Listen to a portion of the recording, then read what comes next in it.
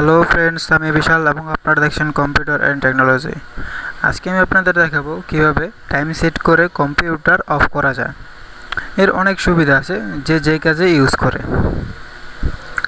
সাধারণত আপনি আপনার কম্পিউটারকে স্ক্যান করলে অনেক সময় নেয়, তখন আপনি যদি কম্পিউটারের সামনে নাও থাকতে পারেন, কোনো সমস্যা নেই। আপনি টাইম সেট করে দিলেন, আপনার স্ক্যান হয়ে যাবে একটি নির্দিষ্ট সময়ের মধ্যে এবং একটি নির্দিষ্ট সময়ের মধ্যে আপনার কম্পিউটারটিও অফ হয়ে যাবে। সো আমি আপনাদের দেখাই কীভাবে টাইম সেট করতে হয়। আপনার মাউসের রাইট বাটনে ক্লিক করবেন, ক্লিক করার পর নিউয়ে ক্লিক করবেন, শর্টকাট এখানে আপনাকে লিখতে হবে shutdown.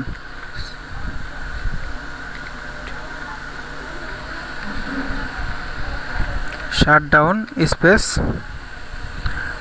Dash S space dash T space. এখন আপনি টাইম দিবেন। এটা আসলে সেকেন্ডের উপর নির্ভর করে কত সেকেন্ডে বন্ধ হবে। এটা কোনো মিনিট না, যেরকম 1 মিনিটে 60 সেকেন্ড, এরকম আপনি যদি 1 মিনিটের জন্য দিতে চান তাহলে 60 সেকেন্ড, আর 10 মিনিটের জন্য দিতে চাইলে 60 গুণ 10 600 সেকেন্ড। সো আমি 10 সেকেন্ডের জন্যই বন্ধ করি। আপনি চাইলে আপনার ইচ্ছা মতো সময় দিতে পারেন। আমি 10 মিনিটের জন্য এটা দিচ্ছি। এরপর নেক্সট, ফিনিশ। এই দেখুন আপনার কম্পিউটারে ডেস্কটপে একটি আইকন চলে আসছে শাটডাউন। তো এটা ওপেন করবেন। ওপেন করলে যে আপনাকে দেখাবে shutdown will start on Friday. এটা আজকের ডেট দেখাচ্ছে এবং এখনের তারিখ, আজকের তারিখ।